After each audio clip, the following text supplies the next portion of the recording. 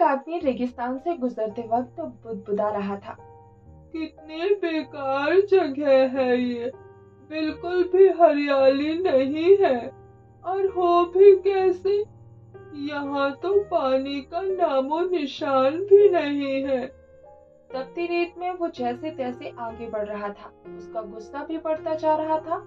अंत में वो आसमान की तरफ देख झल्लाते हुए बोला, क्या भगवान, आप यहाँ पानी क्यों नहीं देते? अगर यहाँ पानी होता तो कोई भी पेड़ पौधा आराम से उग जाता, और तब ये जगह भी कितनी खूबसूरत बन जाती।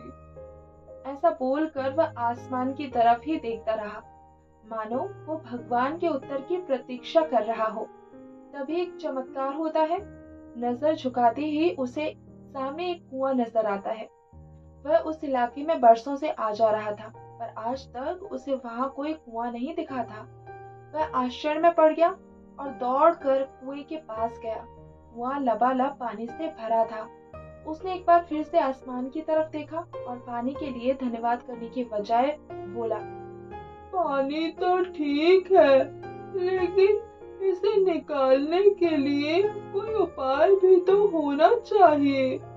उसने ऐसा कहा ही था कि उसे कुएं के बगल में पड़ी रस्सी और बाल्टी दिख गई। एक बार फिर उसे अपनी आंखों पर यकीन नहीं हुआ। वह कुछ घबराहट के साथ आसमान की ओर देखकर बोला, लेकिन मैं ये पानी कैसे ढोऊंगा? तभी उसे महसूस होता है कि उसे कोई पीछे से छू रहा था।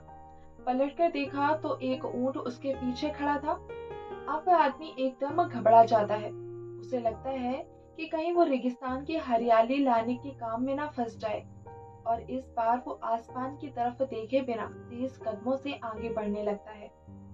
अभी उसने 2-4 कदम ही बढ़ाया था कि उड़ता हुआ पेपर का एक टुकड़ा उसे आकर चिपक जाता है। उस टुकड़े पर लिखा होता है, मैंने तुम्हें पानी दिया, बाल्टी दी, रस्सी दी, पानी ढूंढने का साधन भी दिया। अब तुम्हारे पास वो हर एक चीज है जो तुम्हें रेगिस्तान को हरा भरा बनाने के लिए चाहिए। अब सब तुम्हारे हाथ में है। आदमी एक क्षण के लिए ठहरा, पर अगले ही पल वह आगे बढ़ गया और रेगिस्तान कभी भी हरा भरा नहीं बन पाया।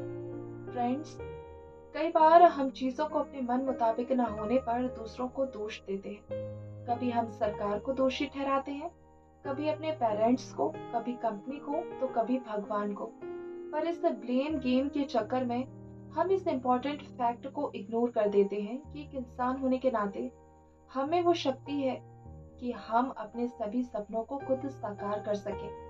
शुरुआत में भले ही ऐसा लगे कि कैसे संभव है, पर जिस तरह इस कहानी में उस इंसान को रेगिस्तान हरा भरा बनाने के लिए साधन मिल जाते हैं, उसी तरह हमें भी एफर्ट्स करने पर अपना गोल अचीव करने के लिए जरूरी सारे रिसोर्स मिल जाते हैं। पर समस्या ये है कि ज्यादातर लोग इन रिसोर्सेज के होने के बाद भी उस आदमी की तरह बस कंप्लेंट करना जानते हैं, अपनी मेहनत से अपनी दुनिया बदलना नहीं। तो चलिए आज इस कहानी से सीख लेते हुए हम शिकायत करना छोड़ें और जिम्मेदारी लेकर अपनी दुनिया बदलना शुरू करें, क्योंकि सचमुच सब कुछ तुम्हारे हाथ में ही है।